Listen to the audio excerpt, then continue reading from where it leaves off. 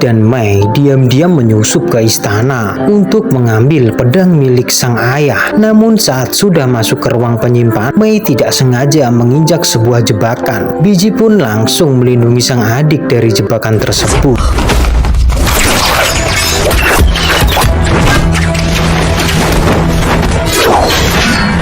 Untungnya mereka berdua cukup gesit dan berhasil menghindari semua anak panah. Dan setelah berhasil mengamankan pedangnya, kakak beradik ini pun bergegas pulang. Tapi sialnya mereka malah ketahuan. Sam Edi pun berhasil menembak Mei dengan anak panahnya. Ia adalah salah satu orang yang menghunuskan tombak saat Jenderal yang dikeroyok 10 tahun yang lalu. Sebelum dikejar prajurit, Biji pun bergegas membawa adiknya dan melarikan diri dengan kuda. Dan Biji masih kejar-kejaran dengan bala tentara. Sayangnya para prajurit itu berhasil menjatuhkan kudanya.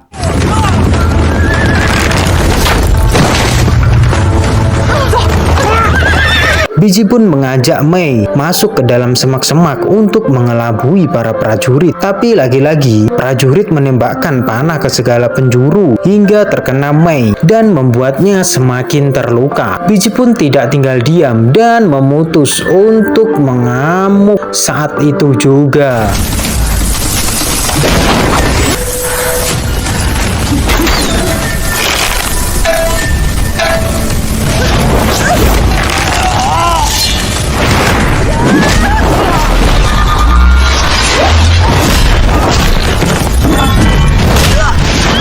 Sialnya, pemimpin pasukan yang bernama Yellow berhasil melumpuhkan Biji hingga mengalami luka dalam yang sangat parah. Lalu saat ia hendak menghabisinya, tiba-tiba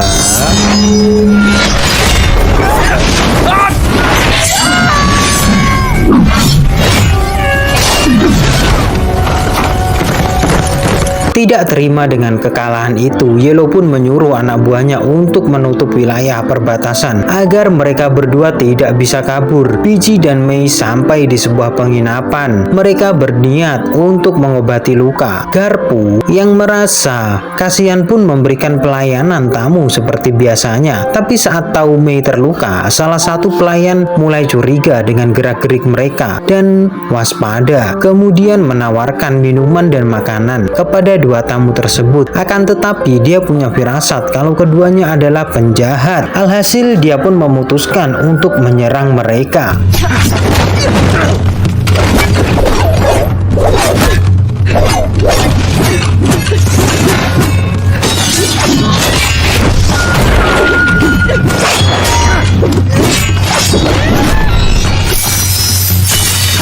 Di tengah pertarungan, Garpu tampak terkesan dengan bela diri yang dimiliki Biji.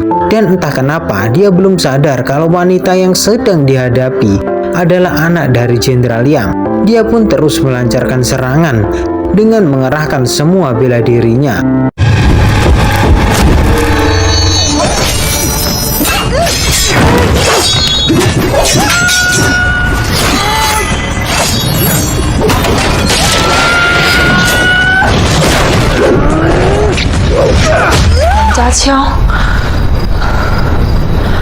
Setelah bertarung cukup lama, akhirnya dia sadar kalau semua gerakan yang dikerahkan oleh Biji sama persis dengan jurus yang dikuasai sang jenderal. Dia lalu memberi hormat kepada Biji dan memperkenalkan diri sebagai prajurit setia Jenderal Yang. Selain itu, dia juga memiliki ambisi untuk balas dendam kepada yang telah merampas nyawa beliau. Dan selama bertahun-tahun dia menyamar sebagai penjaga penginapan sambil merencanakan pemberontakan kepada kerajaan.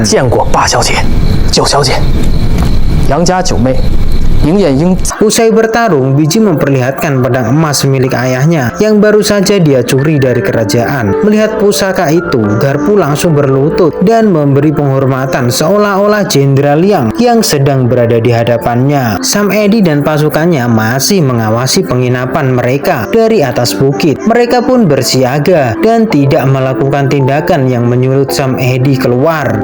Malam harinya, Garpu mempersiapkan barang-barang dan berniat untuk pergi secara diam-diam. Tapi bodohnya, mereka malah mengadakan pesta, bukan menyusun strategi. Sambil minum-minum, Biji meminta Mei untuk membawa pulang pedang emas milik ayahnya, sedangkan sisanya akan bekerja sama untuk menghadang Sam Edi. Namun karena berpesta terlalu lama dan minum terlalu banyak, mereka pun akhirnya diserang oleh pasukan musuh.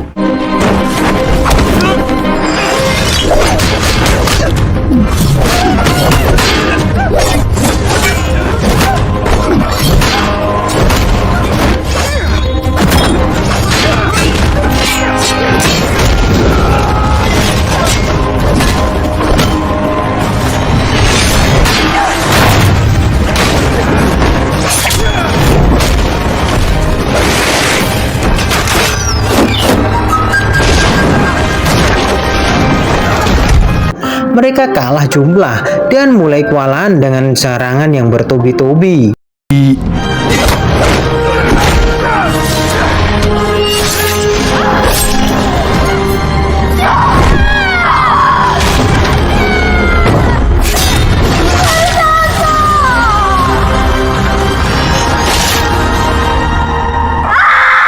Dan pada akhirnya mereka pun kalah total dalam pertempuran tersebut. Kemudian mereka semua ditawan oleh anak buah Sam Edi. Tak disangka-sangka, ternyata salah satu teman Garpu adalah mata-mata kerajaan dan selama ini dia telah membocorkan setiap rencana Garpu. Melihat itu semua, Garpu pun sangat marah dan terpukul karena semua rencana mereka sia-sia. 小二，你竟然背叛我们！ Garpu semakin kecewa karena satu-satunya temannya yang tersisa ikut berpihak kepada Sam Edi sebab dia takut dihabisi. Alhasil, mereka pun menjadi semakin terpojok. Tidak lama kemudian, Sam Edi CS bersulang merayakan kemenangan mereka dan akan kembali ke istana. Tapi begitu mau menghabisi semua orang yang tersisa, dia tiba-tiba muntah darah karena ternyata teman Garpu itu pura-pura berpihak agar bisa memasukkan racun ke dalam minumnya. Sam Edi pun mengamuk layaknya kemasukan kodam dan tidak akan membiarkan semua lolos dari kebrutalannya.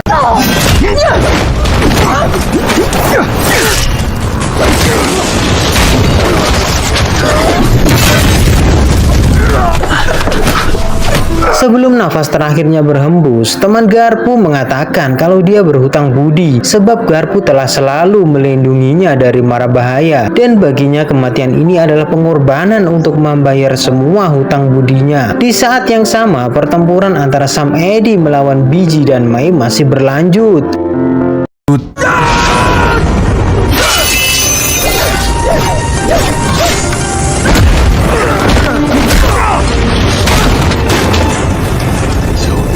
Di sela-sela pertarungan, Sam Edi mengatakan kalau pedang emas yang mereka curi adalah barang palsu. Sementara itu, yang asli kini berada di tangannya. Dan kali ini dia tidak akan segan untuk membantai mereka semua yang berani menentangnya.